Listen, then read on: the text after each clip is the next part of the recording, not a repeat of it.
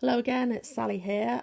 Today I thought I'd just do a little rib tutorial on how to do the knit 2 purl 2 rib. I've already done knit 1 purl 1, which is in the Silver Reed Knitmaster tutorial folder.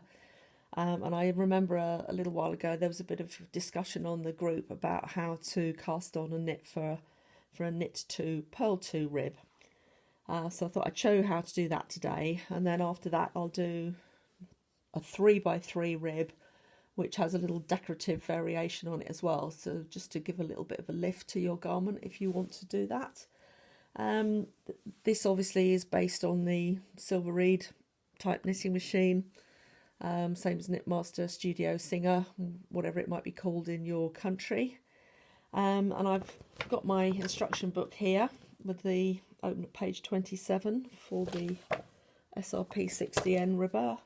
I've threaded it up with some of that leftover grey yarn I had for the cardigan, and I've got my rib connector arm and rib carriage in place and the ribber bed lifted up ready to go. So I'm looking at the operating table for the knit 2 purl 2 ribs. There's two possible configurations for this. I'm going to be doing the one at the bottom, which is 2 needles in work and a space of 2, 2 needles in, a space of 2. The one at the top has 2 needles in work and a space of 1 repeated across the ribber, and it makes a slightly denser 2x2 rib, a slightly firmer one. There's no difference in the way you actually knit the two, it's just that when you come to transfer the stitches from the ribber up to your knitter after you've finished, is that you'll be putting 2 stitches from the ribber onto the empty needle on the knitter instead of 1 stitch on each empty needle in the spaces. Other than that, they're knitted both the same. Now, the trick with casting on for the 2x2 rib is you need to change the pitch on the ribber in order to knit the zigzag and put your comb in and then do your circular rows. And then once you've done that, you rack the ribber so that the needles lie directly opposite each other, the ones in work and not in work, from the ribber to the knitter, and to give you the 2x2 configuration. And that is possibly what's been confusing some people. So they look at this needle arrangement and think, well, that doesn't look right. But once you've done the racking element of it, it all becomes clear. The 2x2, or the bottom one, where you've got 2 needles in, 2 needles out, is also more suitable for thicker yarns, whereas the one where you've only got 1 needle out of work, if you're trying to knit something fairly thick on there, 4-ply and above in UK terms, you might find it a little bit hard to push, but there we go. So I'm going to refer to the operating table in the instruction book. I hope the light isn't catching this too much. And you read it from the top to the bottom, and down the left hand side there's a sequence of operations numbered 1, 2, 3, 4, and you literally just look at the first row and set your carriages, knobs, dials, buttons, etc. to whatever it's telling you on this row of instructions. The first one is relating to the punch card. There's no punch card in place, and the lever there set to so that it's not reading, so that the punch card is locked. Then the settings on the knitter carriage, the side levers need to be forward. It's set to knit stock in stitch, and then on the knitter carriage, on the connector arm, you've got the pick knob set to the circle and the drive lever down. On the ribber carriage, the side levers need to be at 1 and the Russell levers at 2.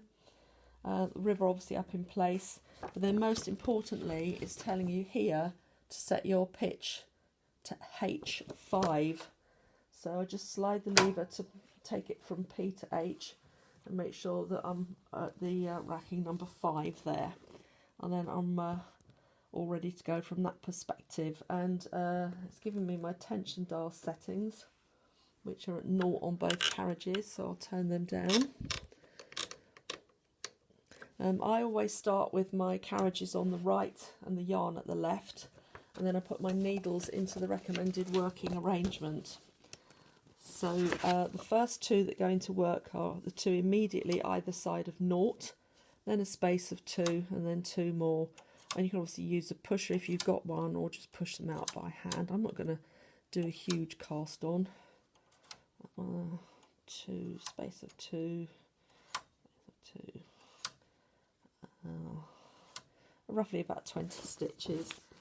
And then the corresponding needles on the ribber are the two that literally will, the right hand one will mesh through the two on the knitter, and then the left hand one is just to the side of it. And again, leave a space of 2, push them up.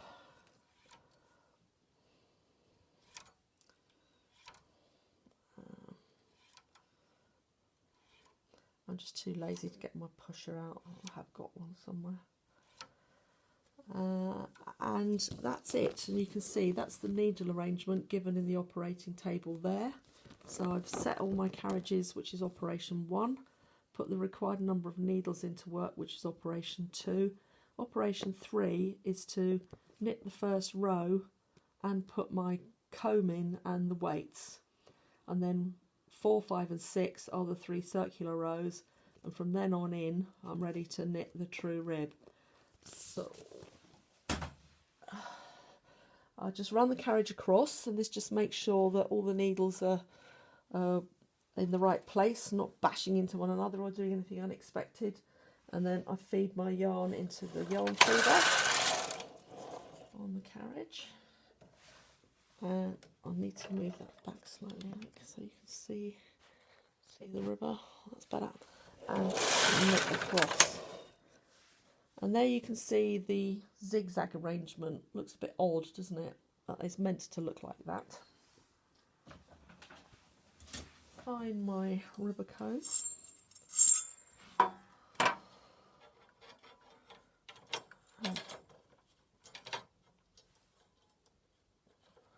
Push it up from underneath and put the wire in.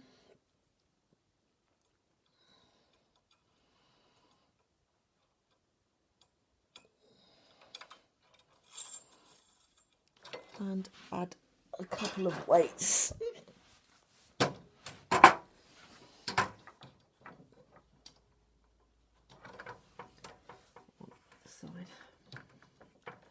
Now I'm ready to knit the 3 circular rows.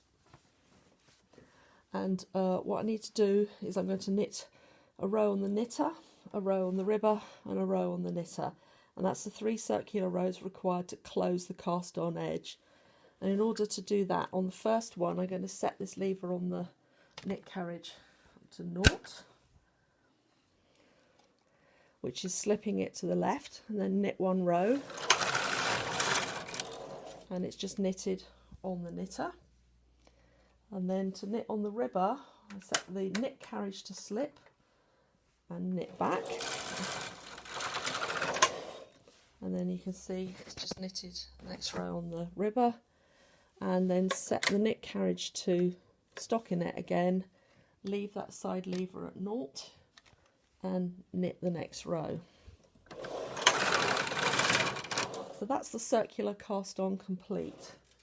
Now my next little trick I'm going to show you helps to eliminate the frilly edge that you get with a rib cast on sometimes. I'm just going to use a ravel cord, and I'm going to lay it in that channel in between the 2 beds.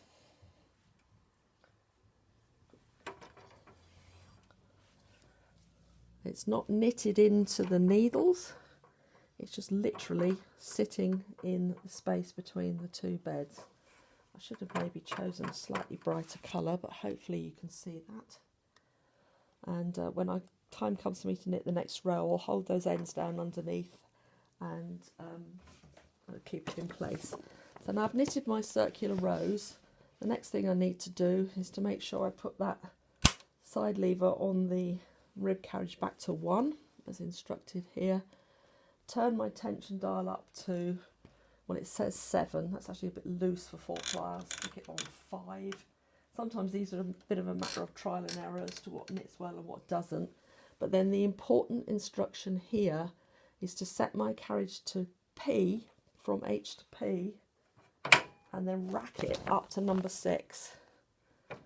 And hopefully by doing that, you see those needles move, and the pairs of needles are now sitting directly opposite one another and you'll get the 2x2 configuration that you want for your rib. And then just carry on knitting. Now make sure I've done it all. Hold the ravel cord ends down underneath, and away we go.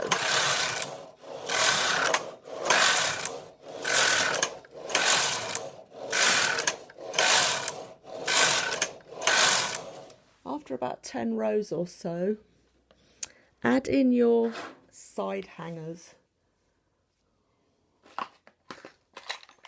which are these little wire things that they're sometimes called the number 7 hangers for a rather obvious reason. They're shaped like a number 7. And the little ribber weights. You hook one on the bottom and then just bring the horizontal piece up between the two beds and hook it over the edge of the knitting.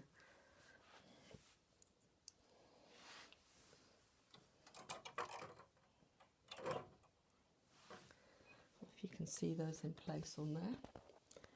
These side hangers help to keep the edge stitches knitting off. It's one of the most common complaints about when you start to knit ribbing. Obviously, if you look at ribbing, when it's off the machine, the sides are pulling in like that, and that's what it's trying to do while it's still on the machine, and that causes those edge stitches not to knit off too cleanly. So if you put the side hangers on, it'll keep them from mis-knitting. Just knit a few more rows.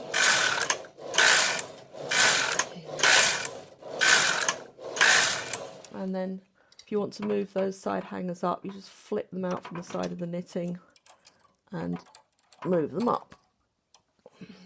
And so do it every 10 or 12 rows or so, and you should end up then with not losing the edge stitches on your knitting.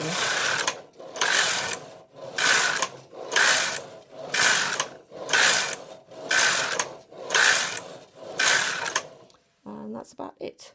When you come to transfer your stitches up to the knitter, if you've got this thing called a P carriage, it looks like that, you put it on the needle bed to the left hand side on the ribber, and then just slide it across. You can see what I'm doing here.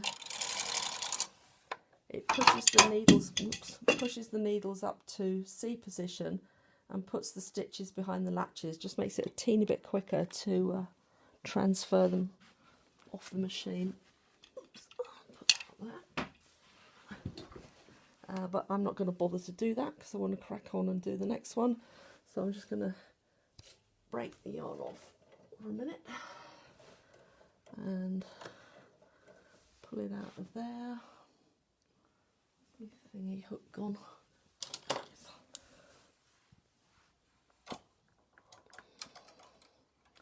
Hook the end of the yarn down between the two beds so it's not going to get caught in the carriage anywhere. I'll take the two big weights off and the side weights off so that I don't get a nasty surprise falling on my toe. And there is a reason why one of the rib casts on is called the broken toe rib and removed from the machine. And there you have your finished rib. I'll take that comb out.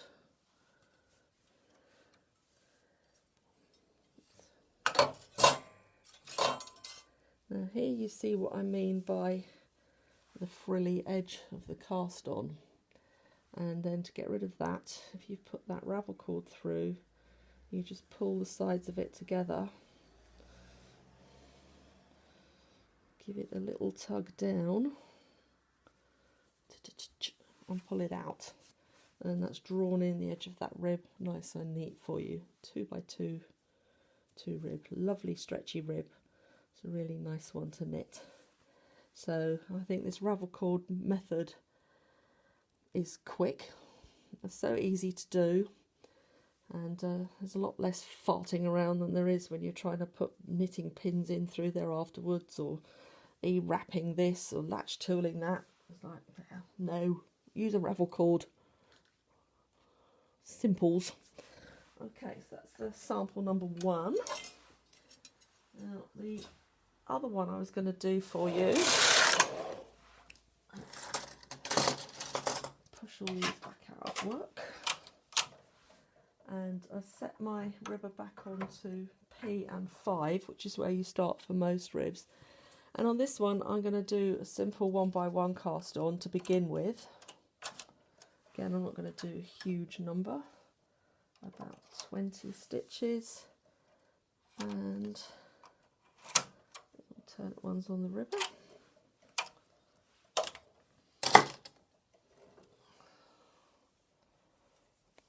Red up again.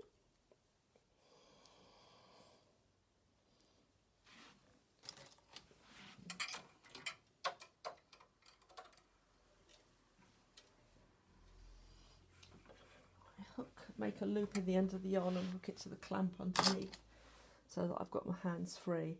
So again, I've pulled all my needles out to D position. I'm going to set both tension dials back down to 0. Everything's set the way it was before and knit across. That's all working okay. Knit my zigzag row. Put my comb in.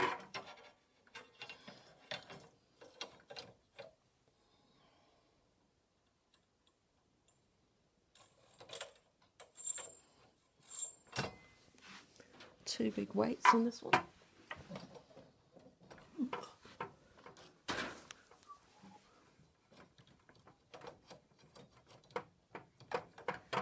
And again, knit my circulars. So side lever to 0 on the left hand side, knit the first row, knit a carriage to slip, knit back, knit a carriage back to stockinette, and knit across. And now I've done my 3 circular rows. Now to knit the fancy 3x3 rib, you need to transfer alternate stitches from the ribber to the knitter and vice versa. So on this left hand side I want right hand side, sorry, I want 3 stitches on the knitter. So I'm going to transfer one from the ribber up to the knitter. Oops.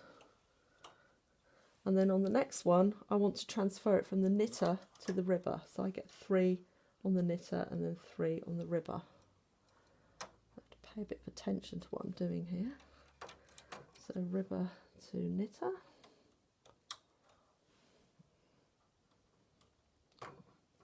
and knitter to ribber.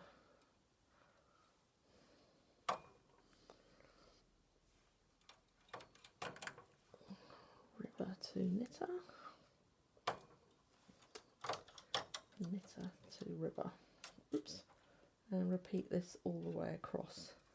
And this is pretty much the same method you use for any rib configuration that's bigger than 2x2. You start off with a 1x1 rib, knit your circulars, and then do your needle arrangement and your stitch transfers to get the configuration that you want. Pay attention, butcher, what you're doing. There we go. Ribber and ribber to knitter. I'm bound to screw it up somewhere along the line. Knitter to ribber. Oops. Ribber to knitter. Knitter to ribber. And ribber to. Whoops, I'm going to put that one back on the needle because the stitch has jumped off. Let's just latch that up. Because it's the ones nearest to the carriage, so I'm just going to manually knit that one back through. Pull down on that weight. Pull that up, that's better. And put that one there. Also unknitted the, no it hasn't, sorry, I thought I'd unknitted the one on there. So now you can see I've got a 3x3 configuration on the needles on the 2 beds. Once again I can use my ravel cord trick, so just drop that down in here.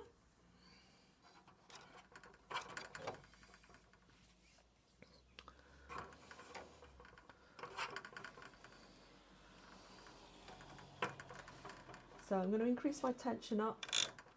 This time I'm going to increase it up to about, I think I've got to 4. Make sure my levers are all set in the right place to continue knitting basic rib. And if I wanted to just knit 3x3 rib, I'd just carry on knitting for as many rows as I wanted. But I'm going to show you a nice little decorative rib that you can do on here. Let's just knit, as I'm on the left hand side, I'll knit 7 to begin with, but I'll repeat it every 6 rows after that. So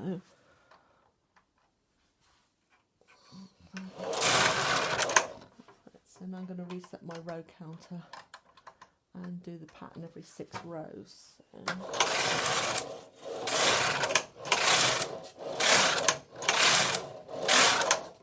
And all I'm going to do is on the left hand side of each group of 3 stitches on the knitter, I'm going to take the end stitch, let's use a proper transfer tool, I'm going to take the end stitch off and transfer it to the centre stitch, and then put the empty needle back into work. So that's the left hand side going onto the centre, empty needle back to work.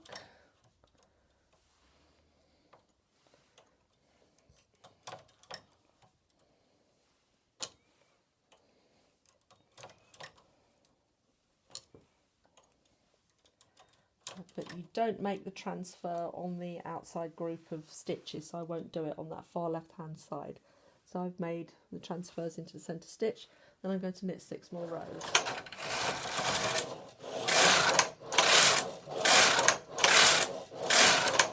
Now the next time I'm going to transfer the right hand stitch onto the centre, but again I'm not going to do it on the outside one, so I'll start on this one.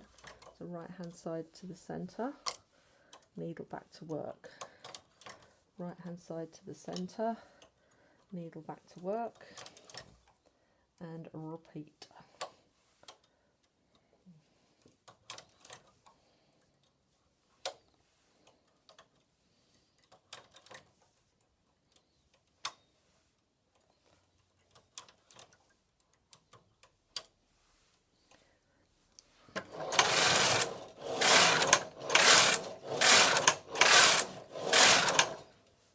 And do that as many times as you like. I'll do it one more time so you can see the effect of the pattern. So it's left hand side stitch to the centre,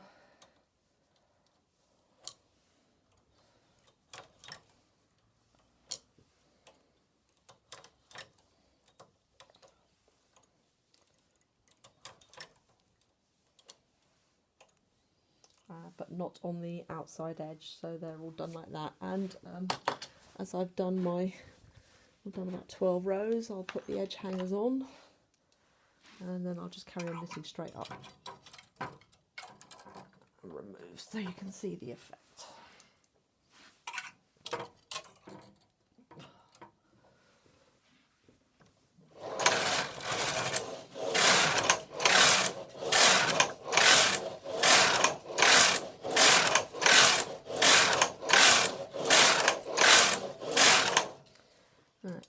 Knitted a good few rows.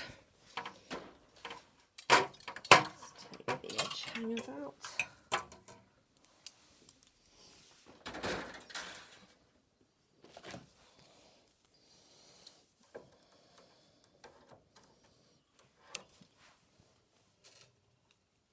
Cut that yarn off and remove.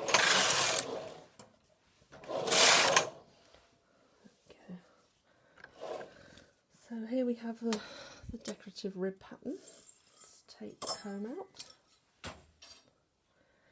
pull in my ravel cord again, tighten the edge up and pull it out. And now you can see, it looks better on the right side by the way, the effect of having that fancy rib stitch. When you've actually got it pulled out across a garment, it gives a very nice finish. Let me find a bit of cloth or something I can see it on a background. So there's 3x3 rib, either plain or decorative as you choose. Hope you find those useful.